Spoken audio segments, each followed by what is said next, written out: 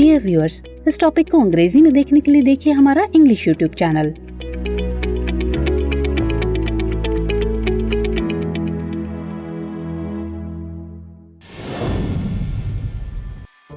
दृष्टि आईएएस के to the point programme में आपका स्वागत है। आज के एपिसोड में हम बात करेंगे फॉरएवर केमिकल्स की, लेकिन सबसे पहले जान लेते हैं कि ये टॉपिक आखिर खबरों में क्यों है। एक हालिया अध्ययन में वैज्ञानिकों ने पाया है कि दुनिया भर में कई स्थानों से वर्षा का जल पर एंड पॉलीफ्लोरो अल्काइल सब्सटेंस से दूषित होता है। चलिए जानते हैं कि पीएफए क्या है। पीएफए का पूरा नाम पर एंड पॉलीफ्लोरो अल्काइल सब्सटेंस है। ये मानव निर्मित रसायन है जिनका उपयोग नॉन स्टिक कुकवेयर, जल विकर्षक कपड़े, दाग प्रतिरोधी कपड़े, सौंदर्य प्रसाधन, अग्निशामक रूपों और कई अन्य उत्पादों को बनाने के लिए किया जाता है।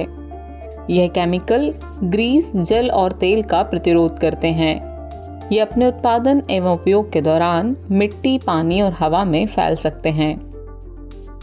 अधिकांश पीएफए का क्षरण नहीं होता है, जिससे ये लंबे समय तक पर्यावरण में बने रहते हैं।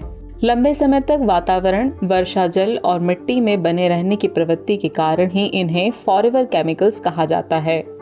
इसके अलावा बार बार रसायनों के संपर्क में आने पर इनमें से कुछ पीएफए लोगों और जानवरों में प्रवेश कर सकते हैं। स्टॉकहोम कन्वेंशन में पीएफए भी सूचीबद्ध हैं। चलिए जानते हैं पीएफए से जुड़ी चिंताओं के बारे में। ये विभिन्न प्रकार के स्वास्थ्य जोखिमों का कारण बनते हैं। इन जोखिमों में शामिल है प्रजनन क्षमता में कमी, बच्चों के विकास पर प्रभाव, शरीर के हार्मोन पर प्रभाव, कोलेस्ट्रॉल के स्तर में वृद्धि और कैंसर के खतरे में बढ़ोतरी। कुछ पीएफए के लंबे समय तक संपर्क होने पर टीकाकरण के बाद मनुष्यों में एंटीबॉडी का निर्माण मुश्किल हो सकता है।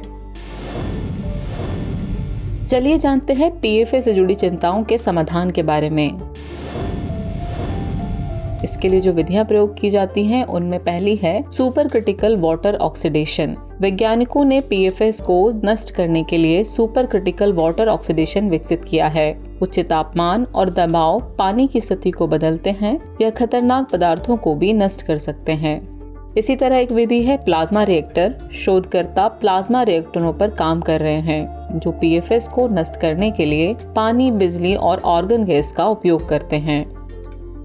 इसी तरह की एक और विधि निष्पंदन प्रणाली है, जहां वर्षा जल संचयन प्रणाली में सक्रिय कार्बन के साथ इसका उपयोग किया जा सकता है।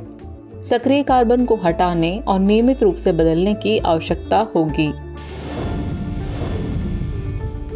और अंत में देख लेते हैं स्टॉकहोम कन्वेंशन को। यह मानव स्वास्थ्य और पर्यावरण को परसिस्टेंट ऑर्गेनिक पॉल्यूटेंट्स यानी पीओपीज से बचाने के लिए एक वैश्विक संधि है। पीओपीज ऐसे रसायन हैं जो लंबे समय तक पर्यावरण में बरकरार रहते हैं। ये भौगोलिक तौर पर व्यापक रूप से वितरित होते हैं और जीवित जीवों के वसायुक्त ऊतक में जमा हो जाते हैं। ये मनुष्यों और वन्य जीवों के लिए भी जहरीले होते हैं। भारत ने जनवरी 2006 को स्टॉकहोम समझौते की पुष्टि की थी। चलिए अब इस टॉपिक से रिलेटेड प्रश्न को देख लेते हैं। पर एंड पॉलीफ्लोरो अल्काइल सब्सटेंस यानी पीएफएस के संबंध में निम्नलिखित कथनों पर विचार करें।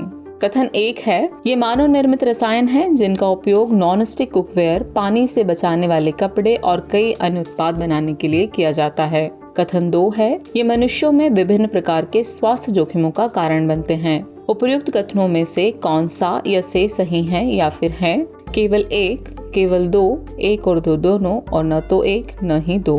तो व्यूअर्स, इस प्रश्न का जवाब कमेंट बॉक्स में देना न भूलें। जल्द ही मिलेंगे किसी नए टॉपिक के साथ। तब तक के लिए शुक्रिया।